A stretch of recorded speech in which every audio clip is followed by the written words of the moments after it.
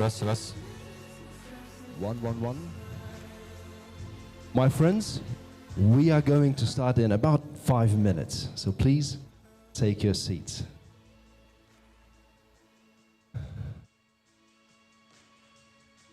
You know, getting ready for this meetup felt a bit like launching a software release. It was postponed twice, or I think 3 times already. Then we fixed 100 bugs, but still shipped it with known issues. But anyway, we are live now, so let's just pretend everything is perfect. No, it's all right. I'm just joking. It's good.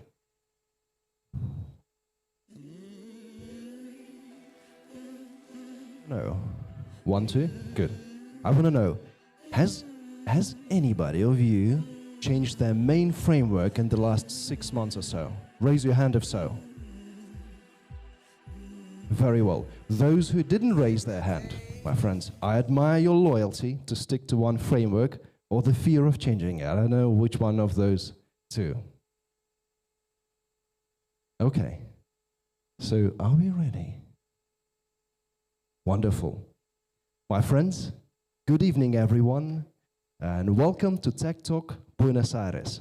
It's hosted here tonight at the EPAM NEORIS office. Before we start though, I want to get a quick sense of the room, which we did already, kind of, but anyway. Raise your hand if anybody of you has already visited one of the previous Tech Talks by EPAM NEORIS. All right, welcome. Now, raise your hand if you've been to one of the previous meetups by the Russian-speaking IT community. Good. Привет. Very well. And raise your hand if you've been to both or neither. Neither. Interesting. Welcome to everyone, señoras y señores. Tonight's event is a joint effort between EPAM NEORIS and the Russian-speaking IT community in Buenos Aires. The goal is really simple. Learn something new, share real-world experience and insight, support each other professionally, and just have fun. We bring together engineers, data specialists, founders, tech workers who just live in Buenos Aires. I'd like to give the microphone to Laura Martinez from EPAM NEORIS to tell us a couple of words about the company.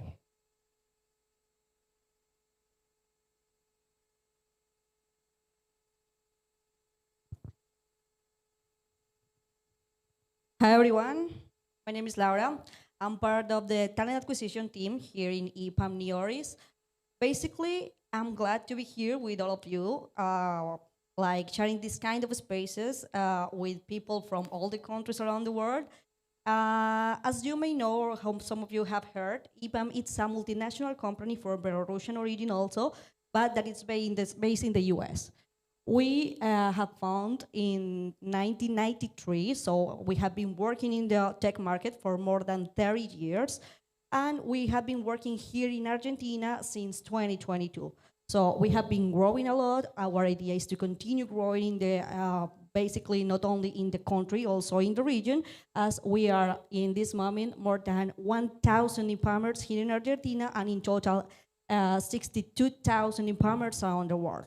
We work with different industries, different kind of companies also around the world, top companies around the world. And our idea is to continue sharing that kind of spaces with different communities, just to continue growing, to let us know all the information about the company, about all the vacancies we have. As you can see in the screen, you have a QR code. If you want, you can scan it. There you can find all of our vacancies, all the positions we have in this moment for the different technologies. But if you need some extra information about the company or our vacancies, feel free to reach out to Jaime or to me at the end of the event. We are more than glad to help us with the information that you could need. So welcome to all and enjoy this talk.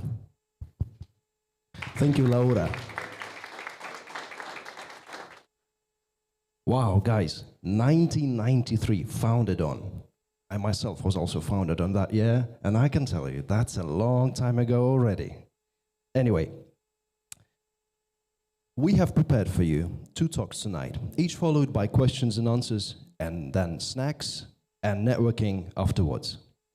The first speaker who's going to share his knowledge and experience tonight is Maksim Ivanov, representing the Russian-speaking IT community in Buenos Aires, and he will tell us about when engineers should listen to the data and when the data lies. Please welcome Maksim.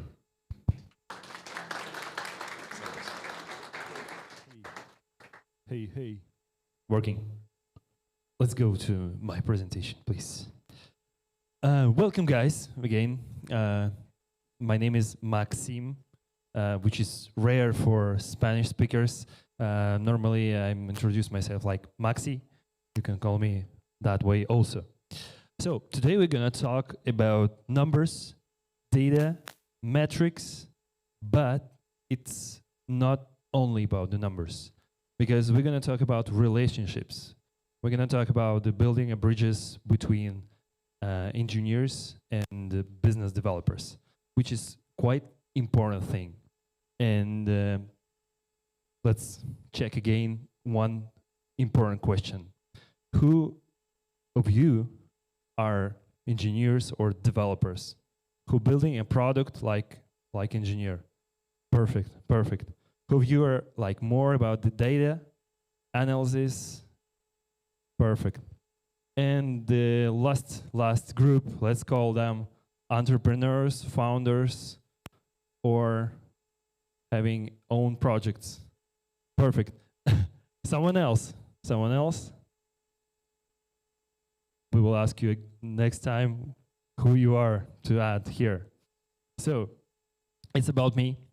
I started my career mostly like entrepreneur, like organizer of Capture the Flag championships. It's kind of championship inside information security. I finished the information security in my university, and I started like organizer of these events.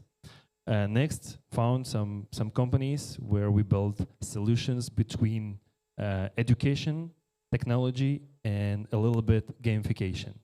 Now I'm working for companies, non-profit, and universities. And also, this is my university, which is famous because there's only one university with 7 times championship in ICPC contests. It's a world programming contest. This is kind of my background. But let's talk why this topic is important for us like engineers. Because today I'm gonna talk from different angles, from different positions. One position is like business developer, which I do normally. And another position, it's like engineer or software architecture, because normally I'm jumping to different position, like a business owner, like a manager, and sometimes I'm doing one thing and tomorrow another thing, so I can see how it works inside this specific structure. First, sometimes it happens when business wants something, but engineers building something else. So we're gonna try to avoid that kind of misunderstanding. Sometimes engineers asking, okay, we're shipping the features we are building, but is that matter, and how much is that matters? And the last one, we can argue, and this is kind of, I think, most important thing, we can talk to each other, business developers and engineers, using metrics, not just words or opinions. So we can focus on metrics, and for engineers, it could be also a kind of boost of your career when you can talk same language as the business developers. That's really valuable for companies. Let's try from one example. It's actually one of my friend case, which I a little bit converted for that speech. This startup building a finance tracking app for personal usage. And the team deciding, okay, guys, what's the key metric here? And hey guys, we are a finance app. Let's count and track the revenue.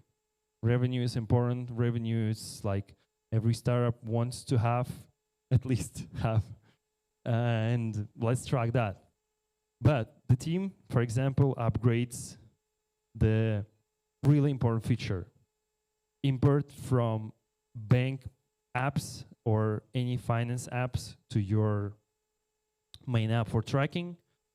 For users, it's perfect. It becomes easier now. It's gives more agility to have your finance in proper way. But hey guys, nothing happened with revenue. And we cannot measure, we cannot understand the effort from engineer team, what happened, why, and how much effort we have. And this is problem, not a problem with a team, it's not a problem with the management, it's not a problem with communication, it's problem about the metrics, because it's lagging. When we choose a lagging metrics, first of all, we having a slow feedback. We cannot understand the exact time, effort of each feature. We also, in this case, we are demotivating engineers and the teams and don't understand why their impact is invisible. And the third, it's kind of hard to influence directly to this type of metrics. Because, okay, guys, let's grow the revenue. But how? not really clear. So what's the solution here? We have to define another metric and decompose that. And how we do in our startups and our companies and our teams. First of all, let's see, is that really matters revenue for us to show the strength or health of our startup, of our project, of our team? Not really, because the value for users normally focus on not the revenue, but for number of active users in this case, because if users are using the finance tracking app, it means they like that. It means this app helps them to achieve their goals. So let's put that metric and name this North Star metric. And also decompose it. Let's put hypothesis. What effect to this metric? And what's, for example, effect to the conversion rate, like here? What's like decomposing of that metric? And here, we will finally understand that our feature, which we implemented 1 week or 2 weeks ago, it affects not for revenue directly, it affects for user lifetime. We can measure it, we can understand that, okay guys, now we can operate and now we can argue that is important, exact this part. And it calls metric tree. Metric tree, like Christmas tree. Christmas is coming, so we're gonna talk in this kind of pictures. And for choosing the right, correct North Star metric, there is a lot of things. Let's jump to example. 1 year ago, I started here in Argentina, not really speaking Spanish, with really basic level. I started a school. It's kind of club for learning programming and robotic for kids. And this is kind of digital first club. We are doing a lot of things in digital, scheduling system, managing system, payments, a lot of things, automated. Also, communication with the parents. Everything is kind of online. Everything is on a back end in a digital format. And also we have a co-pilot for teachers, a lot of things. So, and it looks like this. Here, we define it for ourselves something valuable. What's the valuable for us and for customers in the same way? It's kind of paid classes. If customers coming for the classes, if they paying, we are understanding that's good. They like the classes, they like the school, so we're defining this like a North Star metric. Also, we cannot cheat this metric. We cannot just put subscribers like bots, subscribers on our Instagram account. We cannot just call our friends in this amount to have enough paid classes. So we cannot really cheat that metric, and that's good. The North Star metric have to be like protected from the cheating and gaming. So, and we decomposed it like this. Any parts of any team could be decomposed by their own way. So the main part of our businesses look like this. We decompose it using a metric tree. Second case, I would tell you, this is not really about the exact app. It happens, I think it happens every time in every team. So once it happened in every team. Like this, hey guys, today we are building something new. We are forgetting about the feature we built yesterday, and we're going to build something new. Business developers normally coming sometimes for that ideas. So it happens when we don't really have clear metric tree, and we don't really understand the effect of each kind of part. Here's the metric tree of our first time paid, and the feature I want to show you, I want to share with you, it's kind of for every part of that tree, we have list of hypotheses. So if you see that, for example, here, something happened with this metric and it becomes red and becomes less than expectations, less the target. Okay, we're going back to our kind of, it's not the backlog, it's kind of extended backlog based on metric tree, which we can just take one of the hypotheses and try to implement. So we can predict if we see difference in metrics, we can now grab one of the feature from the backlog. So it's kind of system we are using, and I think it's helpful for also communication, because if you decide what to do, you can see on the metric and make the solution. Also, one important thing in data, if you are building something big and complicated, there is a lot of ways to visualize metric trees, data flows, and a lot of things. But we are using a Google Sheet which collects data, and this is also important things to have it easier as possible, fast, and I don't know, easy to build. For 2 hours, you have your own dashboard. No need to overcomplicate that part, because focus on the metrics, it's kind of important. So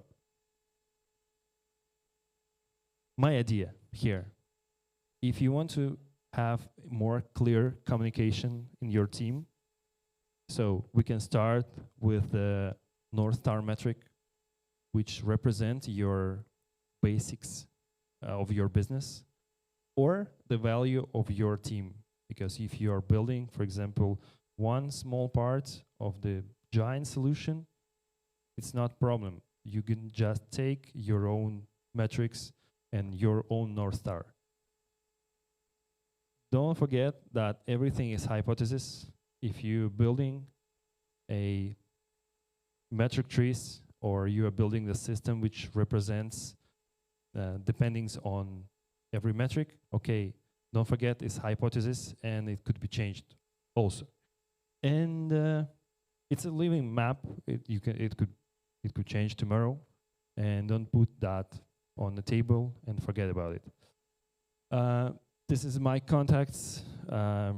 If you want to know a little bit more about what we built here in Argentina, it's our it was a pet project, but it becomes bigger and bigger, and now we have a strong idea what to build.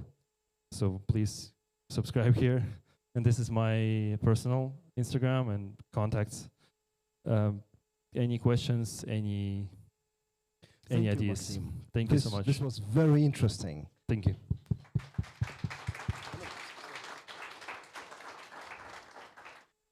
We will now open the floor for questions. So if you've got one, raise your hand and we'll get over the mic to you. Who wants to ask something of Maxi? All right. Maybe I should ask you something. I already got the mic. Let's go. Maxi, tell us, how did you come up with it? What was sort of the idea that made you think that you were doing it wrong before? Sometimes it happens when you're coming to the office and becoming chaotic process, when every one of your team throwing a hypothesis. Okay, guys, let's build this feature. Okay, guys, we need better communication with the parents. Okay, guys, we need better system of scheduling. But you're asking every time, why you are offering this instead of having something else? And sometimes people seeing just, one part which came from random idea. So to make it more systematically, make it more clear, we got this kind of rule that we are not taking a feature just random, but we have a list. Depends on every metric we are want to achieve. So that's kind of my passion of make it everything clear and everything in order. So that's kind of that's idea. Cool. Anyone else? Let's give Maxi a round of applause. Thank you, guys.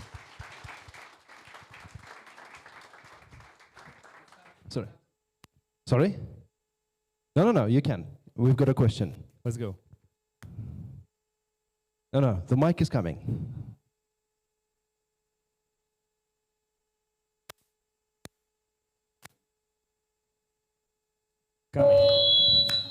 Wow. Okay. Maksim, thank you very much. My question is, I will stand up. My question as a founder, it sounds like that.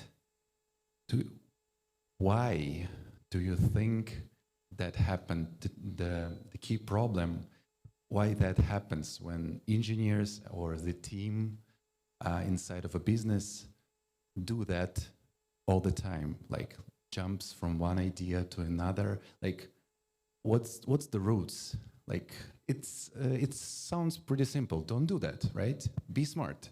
But it happens all the time. Like, people love it. But I have my own answer, but I'm not the main guy here. But I want to know your opinion because you have your business, and I want to listen to you. Okay, let's ask you after. My opinion, yours.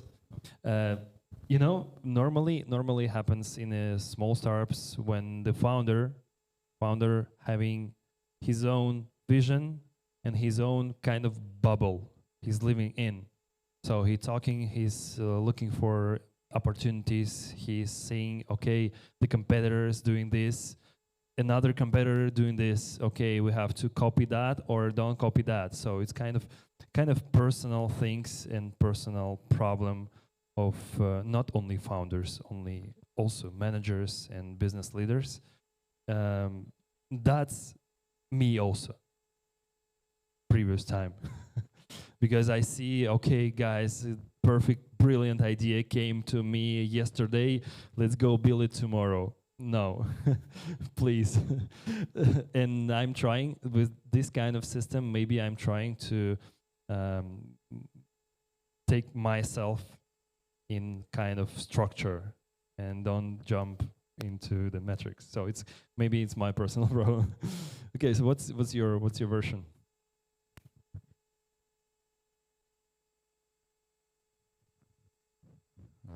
Okay, I think I will phrase it as an exchange between you and me, just in that environment. I think that the root is basically resources you have. So you can allow yourself to do this BS only because you have resources. Once you need to survive, really, when you have no money, once you have no time or your team is falling apart and you have maybe last chance to build one last feature to try to survive, I think you will try your best to do the great choice. The focus on To focus really, because you have no choices really. And when you have resources, you're like happy, I don't know, girl. I don't know if Or you boy, know or what I boy. mean, like in a store with a lot of toys. And it happened to me too. I wanted to share that to everyone. I wanted to share to everyone here that the idea always comes with a cost. And to have great ideas, it's not really hard. It's pretty simple for those who really want to build great stuff. But every idea has its own cost, time, resources, teams. So let's don't forget about that. Thank you. Very well, yes. Ideas are many, but the implementation of those, that's what matters. Guys, anyone else? Please get the mic over there.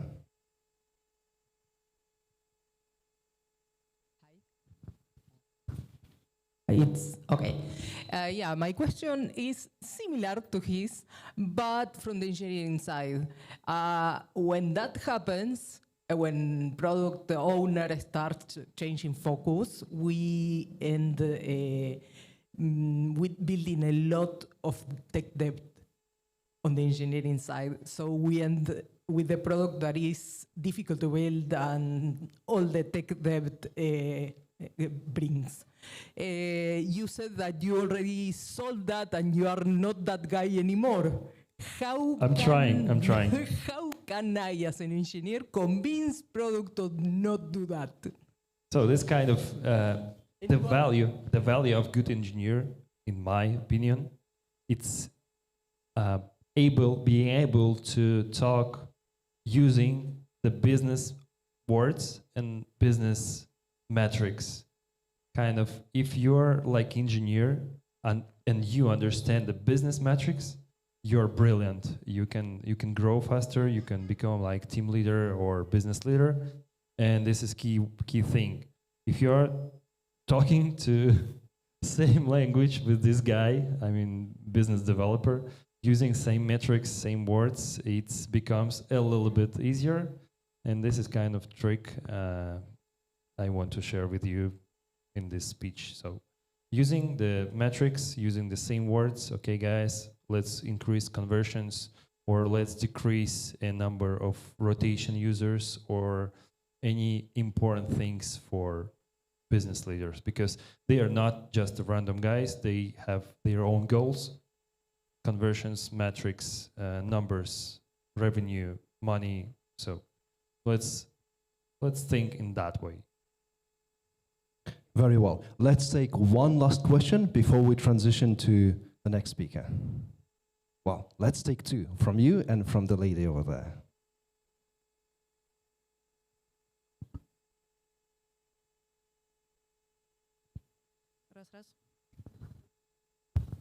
Keep talking. Okay. My question is, do you have any plans for Russian IT community here, and how do you see it in the future? Russian community, you mean? In Buenos Aires. In Buenos Aires. My plans. Well, you know, we have a chat in Telegram, so I'm there. So any plans is there. So I didn't really catch the question. Plans? You mean professional plans or Mate, maybe? mate, or yeah, having fun? The first one. Like Okay. I didn't know about, I don't know, the community. Okay. Got it. That you have a chat. Got it. We're gonna ask this beautiful girl here about the plans of IT community. Yes, let's go. I was with the baby and I missed the question, but like sometimes maybe couple times a year we organize such events, and this one we decided to hold together with EPAM, so to make joint effort and make it in English, so it's more international, that like both Argentinian and Russian can do something together, like on an international level, and collaborate. So that was the idea of this meetup. This event is actually the 5th one. So there were 4 others, and this is the first one in English. So you're welcome to join anytime. We are going to make the next one. Good. And the last question, yes. Hola. ¿Qué tal? Hello. Hello, my name is Misha. Gracias por... Perdón por mis Spanish. Ok, hablamos español si querés. Es difícil. Можем по-русски. Sí, es difícil para cambiar idioma cuando practicas español todo el día. I want Tranqui, tranqui. Quiero preguntarte, how do you design your test for offline projects if you don't have a lot of data or don't have or can't separate users similar to similar groups? Look, we are kind of data freaks because we're gonna digitalize all the experience inside offline business.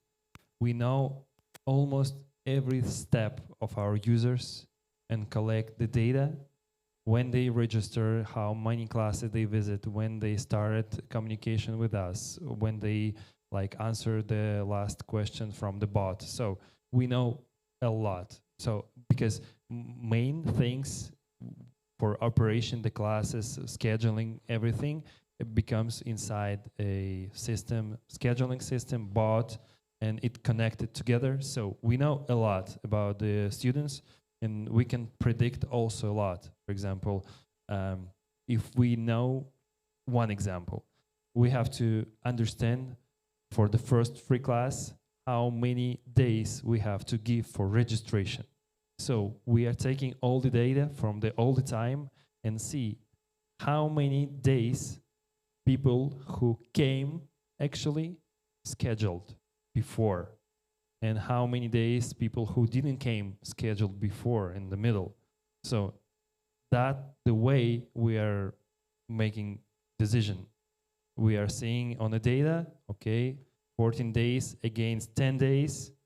Let's choose 10 days gap between, for example, today and the last class possible scheduling. So we are trying to, I don't know, collect all the data possible from the classes, from the reviews, from feedback, and storing that and trying to make decisions by it, even in offline business. So that's kind of idea to make all the experience on the back end invisible, and we know what to tell exact parent in exact time after the class, for example. So we are trying. It's hard, but we're trying. Thank you. Thank you very much, guys, for your questions. Please give another round of applause for Maksim. Thank you. Thank you.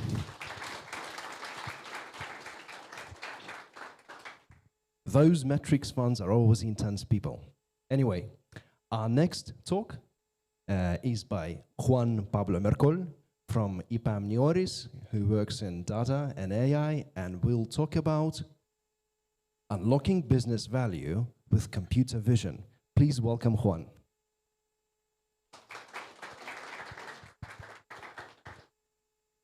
Hello, good afternoon.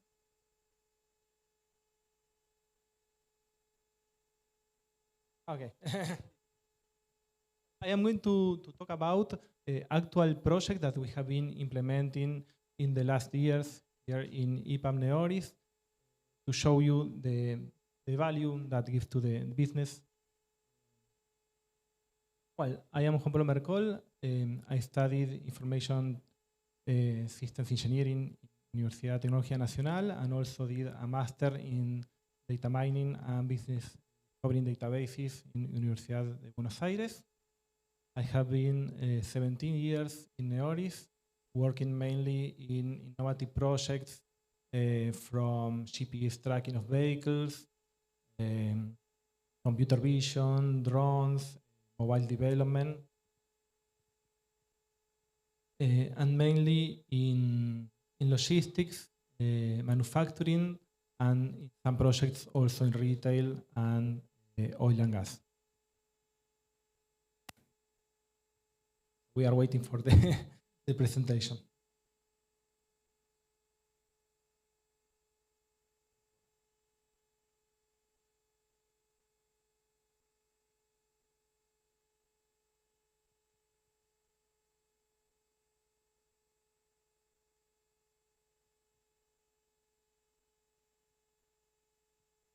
Well, and how it all started, all this innovation in computer vision. Well, some years ago, we mounted an innovation lab where we researched on the latest technology, created proof of concepts, where we showcase them in different events and to different customers. And from each proof of concepts, we created some went to actual projects, and well, others we still didn't implement. And something I want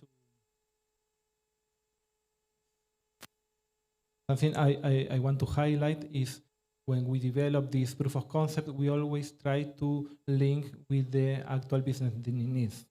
So this makes the value for the final user. So what we do is always try to listen to the customer needs.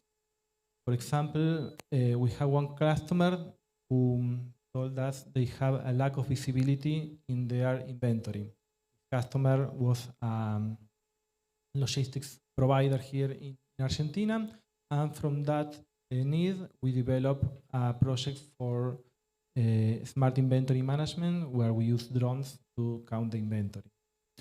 Other customer told us that they are having complaints about long lines of vehicles in their plants, and which cause sales lost and penalties for the drivers of the mirage cost they had to pay. And with that in mind, we developed a smart logistics solution where we use cameras at the plants to track the flow of the vehicles and have visibility and understand what is the origin of these lines. Other company wanted to ensure that the correct usage of personal protective equipment and following the health and safety rules, and also make sure that everybody is safe, mainly when working with heavy machinery. So we developed another solution from health and safety. Then I am going to go in detail in each of them. And finally, customers were complaining about they were receiving broken cement bags from this cement factory, and we created a module for detecting the quality of the bags before releasing them to customers. So what we do with computer vision mainly is to provide visibility, and with that we can create metrics and be able to improve it. Without measuring them, we cannot improve it. That's what we say. So talking about artificial intelligence, there are a lot of branches like natural language processing, expert systems, planning and optimization. And in this platform we are integrating many of them. We integrate machine learning, computer vision, as I mentioned, robotics with the usage of drones, and also we are including lastly generative AIs, in this case for creating a description of the images of the events and be able to also use them for visual searching. The solution has been implemented in 17 plants around 7 countries, and we are using around 100 cameras.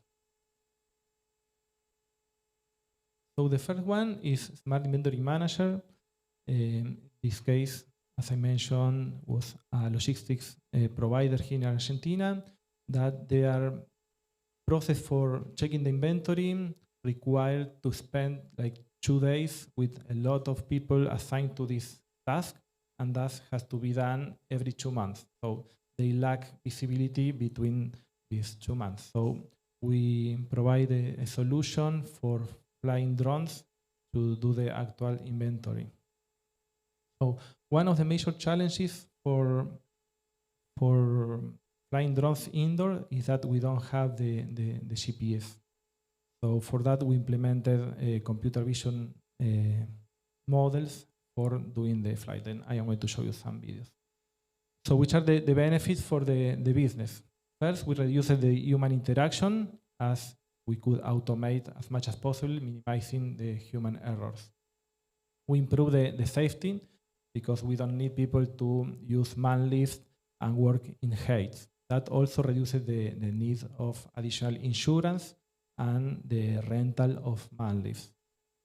We also improve the timing and was able to do it more frequently, providing better visibility and increased traceability. So something more technical, you who want to know, we fly drones indoors, and for that we connect to the drones through Wi-Fi. We do the processing locally at the warehouse using a GPU, and we fly the drones using the camera, the frontal camera, locating the QR codes which are in the shelves, and scanning the codes of the pallets. We do all the processing locally on the PC for detecting the position and sending the flying commands. And every time we scan a pallet, we automatically send the result to the WMS with the photo of the evidence. So here is an example of an autonomous flight. In this case, we first center on the label of the shelf. Then we fly up until we locate the label of the code of the pallet. We center, then we fly right to the other pallet, and finally we read the label of the positioning of the shelf and land. Some challenge we had is in the floor of these warehouses is plain cement. The drones have a camera at the bottom that does the optical flow algorithm for detecting the position. So as it was, didn't have any pattern, was plain, similar here in the office when we did the development with the carpets. The drone didn't stay hovering steady, so it moved. So we solved that by putting some tapes, lines, to improve that positioning. This is another example of autonomous flight. In this case, we are following the line. We do a segmentation to detect the orange line of the shelf, and then we are following. We also adjust the distance and the angle while we are scanning the codes.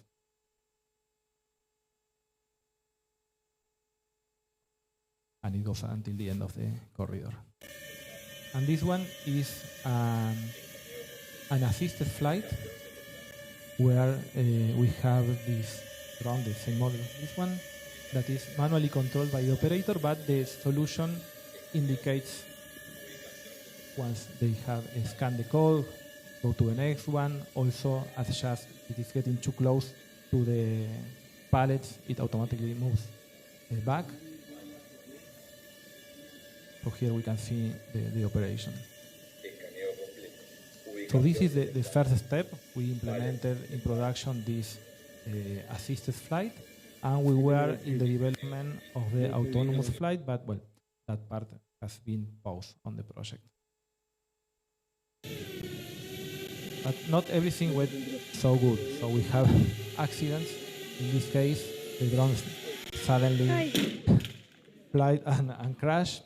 And in the one of the left, we were testing with a development drone. Instead of doing a visual flight, as I mentioned before, we purchased some beacons to work as an indoor GPS instead of the satellites. We located several of these beacons in the warehouse and a receiver at the top of the drone, but it didn't work. So for this project, we bought like 5 or 6 different brands of drones and models. And finally, the best one was the smallest one, because here, one of the challenges was that here, when we were the development, the laboratory, we found that the drone didn't started to rotate. And we found out that that was because behind the walls, there were the elevators, which provided provoke magnetic interference. So we lose the compass and the drone started to move. And that also happened in a warehouse, that the drone detected the interference and didn't even let us take off. And also, some drones have a sensor for not crashing, for avoiding obstacles, that in the corridors, we couldn't get closer because we have the sensor, and we couldn't go backwards because we have the other sensor. So finally, the best one was this smallest one. It doesn't have GPS, it doesn't have any sensor, and it's very safe if there is an accident. It cannot harm anyone. So we have another challenges, but let's move to the next one. This other project is the one I spoke about, safety. It's mainly 24/7 surveillance of safety behaviors at plants. What we wanted to use is reuse as much as possible the infrastructure, the cameras they have at the plants. In some cases, we need to install specific cameras, but the idea is to use as much as possible. So we implemented a solution using computer vision to process the video of the cameras, and also use cloud. In this case, we were using Azure for sending the notifications, creating dashboards, analytics. Some high-level architecture. We have the network for the cameras, where we process locally. So with this one, we are improving the usage of internet, so all the processing of the videos are being done locally. And once we detect some issue, we send the notification, just the image and the text to the cloud. And something very important is the notification, the alerts. In addition to sending alerts when there is an accident or an incident, like WhatsApp or email or Teams, we have network speakers and strobe lights to provide instant feedback about the immediate danger, and also to change the culture that we are going to see in one of. Also, regarding the architecture, we started with an approach of edge computer, where we had small CPUs, like they were NVIDIA Jetsons, connected to just 2 or 3 cameras. And that helps us in the cases where the network of the plant is not hasn't enough bandwidth. But that was implemented in the first plant. Then on the next one, the price of the Jetson increased a lot, so we opted to buy a PC. This was mainly a gamer PC with a big CPU. We did all the processing, like more than 15 cameras altogether, and that was much cost effective. And also in some plants where we have just a pair of cameras and have good internet bandwidth, we can do the processing in the cloud or remotely from another location. So this is something interesting when we saw all this in action, right? We detected cases of explosions and fire. So we can see in this how dangerous it is to work in these environments. The heat, the danger of burns.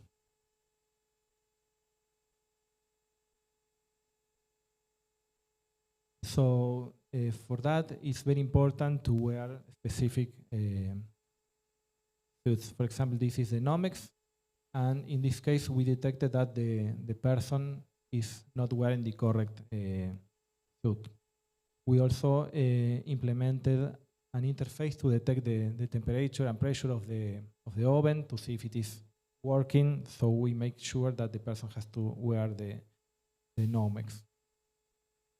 Other cases we found a person, for example, trying to fix this conveyor belt without wearing gloves, working in haste, using the non-adequate tools.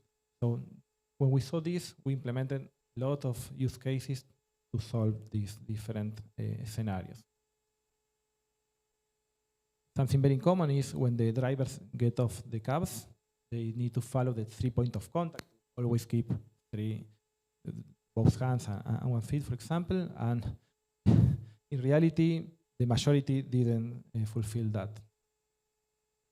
Another model we implement was for detecting the correct usage of these safe racks. This is used for closing and opening the hatches of the cement tankers before and after loading the cement. Another very common model is detecting the usage of handrails. So in this case, we implemented also the speakers when somebody didn't use to remind, and with that improve the culture. Another risky situation is when there is people walking near moving vehicles, like in this case forklifts. So we also trigger alerts. And in this one, we detect dust of clouds. So that is not only dangerous for the workers, as we can see, but that can lead to very expensive fines for the plant or even closure because of the pollution. This one, we implemented speeding.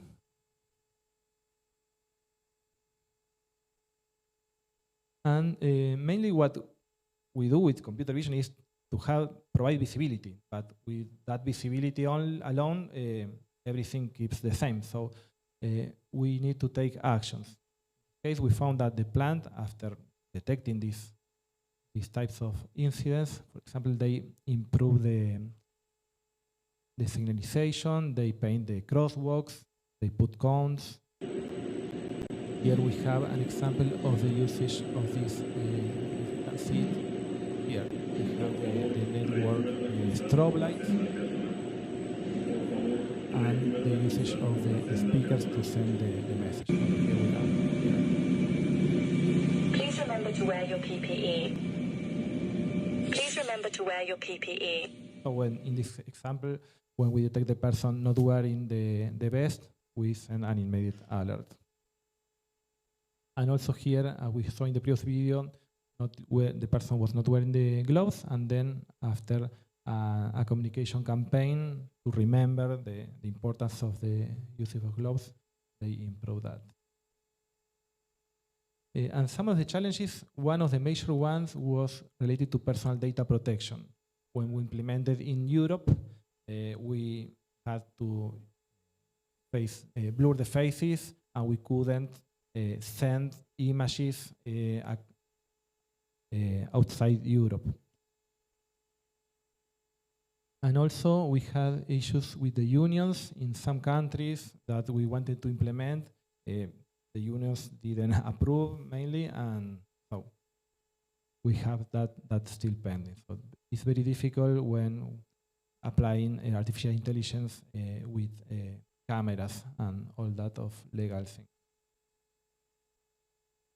So another module was when we detected that these bags get blocked and block the conveyor belts. So we implemented a module to detect that and alerts and automatically stop the conveyor belts. And finally, we have the other module for smart logistics. In this case, when we detect long lines of trucks, we use different cameras at the entrance, at the exit of the plant, and in the loading points. So we can track the vehicles in all of these shown inside the plant, and then analyze what is taking long. So more technically, we have several models. We have a vehicle detector model. We have properties detector, for identifying the license plate, the track number, the company logo, the DOT number. We also have a classifier for the different types of vehicles, and also, well, the OCR for the license plate. So with all this information, we can uniquely identify the vehicle and follow inside the plant. So, well, some of the benefits of applying this, we found that the bottlenecking, where we can measure, we can implement actions to improve that, increase visibility, the proof of pickup in case of complaints about issues on the delivery. We have the photo of the truck loading and the time it did, and an overall improvement of the user experience. Okay, so this is what I have. I have more, but we are running out of time.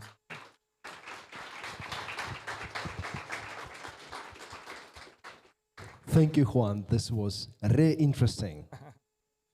Detecting broken cement bags with computer vision. It's incredible. And drones in the warehouse, flying, and I presume they are not sort of flight assisted by a human person. It's done by AI, right? Yes. We have that one is assisted, so the user actually flies, but it is similar to the cars with the ADAS that enter in the lane, for example. So when you go too close, it automatically helps to move. And then we have the other part of totally autonomous flight. That incredible. We couldn't finally implement that completely because we did that during the pandemic. So, well, and we only delivered to production the assisted flight, but we were in the middle of the autonomous flight. Cool. Guys, let's ask some questions. Okay.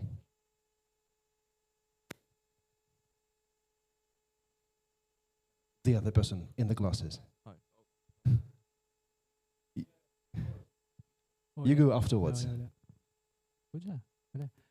Hi, hello, everybody. Hello, Juan Pablo, ¿no? Yes. ¿Cómo estás? Hola, hello. My question is, how do you see government regulations impacting the adoption of computer vision safety systems? Yes, that is very complex. One of the major challenges we have in European Union. So what we try to do is to treat as if it were not a personal data. So first thing we did is to blur the faces, but the next step we are thinking of is to replace by an avatar so we cannot identify the person. That is the major issue with that. And also, we need to add signs letting the people know that they are being filmed, because mainly it's what they already do, but they do it manually. Now we are replacing that with computer vision. And also, be very clear, not only with the government, with the unions, but also with the workers, that we are not going to do that for punishment, right? It's mainly case of health and safety to help them not having accidents. Thank you. To this first person, please. Hi. Thank you for this speaking. I'd like to ask you this question. By the way, like, what kind of deficits you have seen before, and then to take your action to open this enterprise? Sorry, I didn't get the... ¿Prefiere en español o...? Yes. No, pasa por mí. ¿Por cuál, por ejemplo, razones usted abrió esta empresa como con déficits? Si hubiera alguno like deficits that you opened or... But what kind of deficits? No, como desventajas. ¿Había visto? You mean desventajas from which of any of the project, the inventory counting? Por supuesto, sí. Yes. Claro. No, because the idea is to solve these issues, these challenges. Of course, we analyze that it has a lot of risk, and we learn a lot. For example, when I mentioned that we need to purchase 5 drones, so that it requires an investment, and it's difficult. I don't know if the question goes that way, but it is very difficult to estimate and to have profit in advance. Perhaps we start losing money until, well, we have some better project. So what we try to do in this innovation project that there is a high risk is to try to work with the customer to co-create, of course. So we can share the risk with the customer to start by doing small steps with a proof of concept, pilot, and then going evolving, not doing a mega project with 2 years that way. Okay, thank you very much. You're welcome. Any more questions?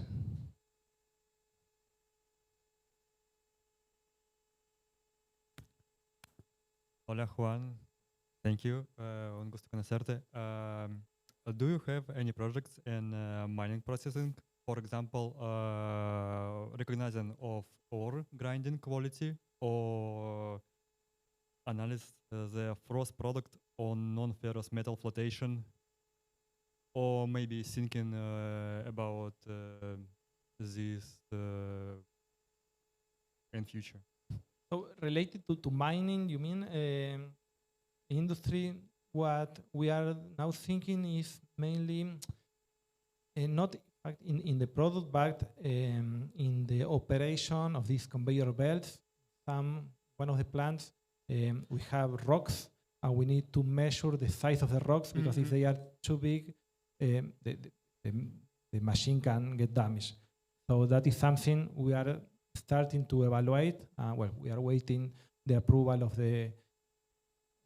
the funds to implement that. Gracias.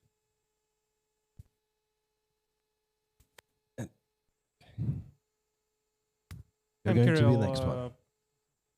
So my question is not for Juan directly, but I'm very pleased and I'm very happy that we have such an entertaining kind of speeches in the conference. So I just, when I was sitting here, I was thinking like, what type of the event we can organize next, like more entertaining, more engaging. And I was thinking about hackathon. So if EPAM can help with this, I will be happy to join. Right. So I'm taking this opportunity, and thanks for the for organizers and for the lugar.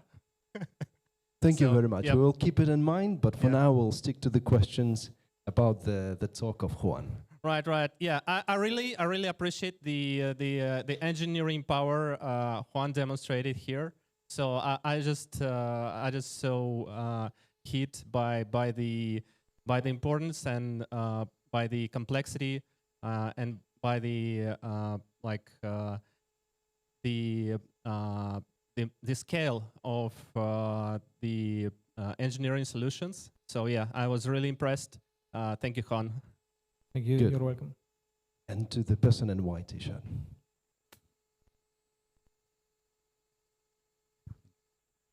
Hello again. Juan, thank you very much. Do I have 1 or 2 minutes? How many minutes? One question you've got. One question. Okay, okay. Please allow me to ask really fast questions to address my main question firmly, okay? First, each project was funded by the client only or company involved too? Just quick. Yes, the one with the drone was... Just in general, I'm sorry, that's not yes. my question. A company or client paying, funding the projects? Both. Both, okay. You train your own model or using existing ones? We try to use existing one if they work, but mainly we need to train and to retrain with specific. And last pre-question is, it's client's issue. Clients comes to solve something and ask you, can you solve something? Or it's based, pushed by the company. The company tries to build the solution and bring clients interested to you. Like, we need warehouses. Who wants to pay something and try? That's the case, or clients push the agenda? Both. Both. Okay. So my question is, from the stakeholder perspective, who wants to earn money, and maybe company stakeholder, I think I see the problem here is when you build these solutions, everyone in the world, in countries who invest in AI, do the same. So you are kind of, we all inventing the same bicycle, basically, with all this computer vision stuff. And the problem here is investment. If it's a client, it's his problem. Okay, he paid, he got something, we earned money once, and the problem. But if we build solution broadly, the problem here that basically the client, we're using them to build a bigger solution and to offer to more broad amount of clients. So in your case, the last goal of the company is to build bigger solution on these fundamentals of clients, or what's the main goal to earn money in the future from stakeholder perspective? Yes, for me, the main goal is to grow and create solution for many clients, but it is very difficult. For example, we started a platform offering as a platform, as software as a service, or thinking to implement in different customers and paying license. But then there is too much risk, and sometimes we need to switch back to more normal project for the customer. For me, the experience is very difficult to have a product able to sell to a lot of customers. Yes, the idea is to, if we have several clients, we can build all together and then sell the value for new ones. So it should be applicable for, after several projects, the same, like 5 warehouses, you will build eventually like more broad, right? That's the goal. Yes. Okay. Thank you very much. It was very interesting. Thank you. Any more questions? Hi.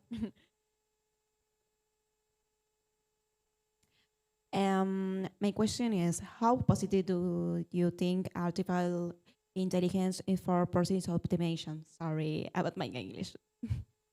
Sorry, for process optimization? Yes. No, in fact, for this project, we didn't apply that project process optimization as part of the artificial intelligence. We applied more computer vision, machine learning, generative AI, but there are other projects in the company that employ, I know them, with natural language processing, and for sure there should be one with process optimization, but I have not involved in this. And a lady? My question is regarding the training of the data. You were saying just now that you plan on selling the same product to several clients. So between client 2 and client 3, you maybe have a different warehouse. You are going to have maybe a different map, but that's okay. But for example, for the one that you have the bags, I assume that you need to train with different pictures, different. Yes, and how also scalable is that? Also happens within the same customer. So we implemented, for example, in 8 cement plants in the US, and we had the model working very good in the first plant, and when we moved to the other one, it did not. So we need to retrain. For example, difference in the environment or with the trucks, the shape of the vehicles in the US are different from the ones in Europe. So always we need to apply a retraining, we apply what we call transfer learning. So we start growing the model with adding additional trainings. But yes, there are something that may work, for example, the usage of helmets or vests that are something very common. But for others, we need to do the retraining.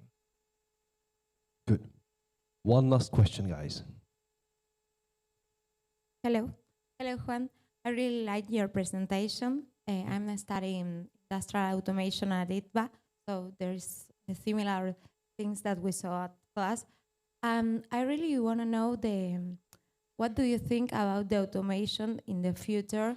If it's going to be possible to apply it in our country, because the metrics are more international than local. Yes, I think one advantage here in Argentina is that sometimes we are behind, and so we can copy or take something that is from outside and implement it here. That I think we can normally do.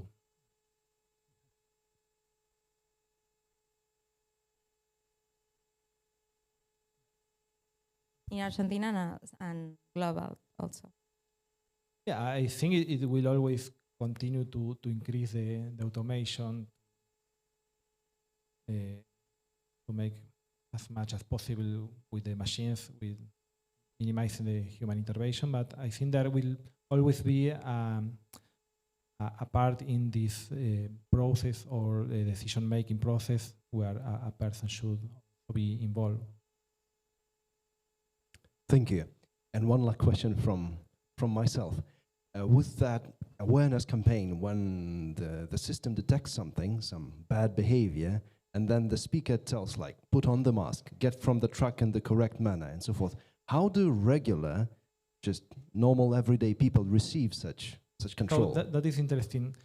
For example, in the first implementation, we do that, but when we went, for example, to Europe, the human capital team, and they asked to do a positive feedback.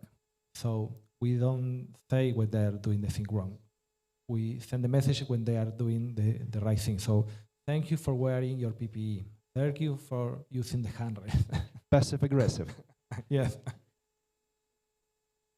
And in the States? Sorry? You say that in Europe you only use sort of positive reinforcement. Thank you for doing this and that. And in the States, the United States of America? Yes, in that we are sending the negative, the punishment. Why is that? Because the problem with the positive is that most of the time they are doing that way, and sometimes it gets too often. So we also configure not to send a lot of messages. If to wait like half an hour, because sometimes they ask to turn off the alerts because they were so repetitive. Very interesting. Thank you guys for your questions. Please give another round of applause for Juan.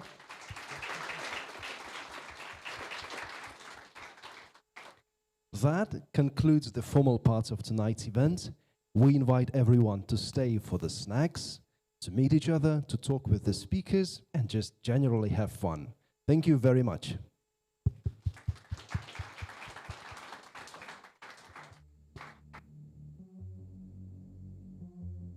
It's too hard to pick up all the way that I have found where your precious love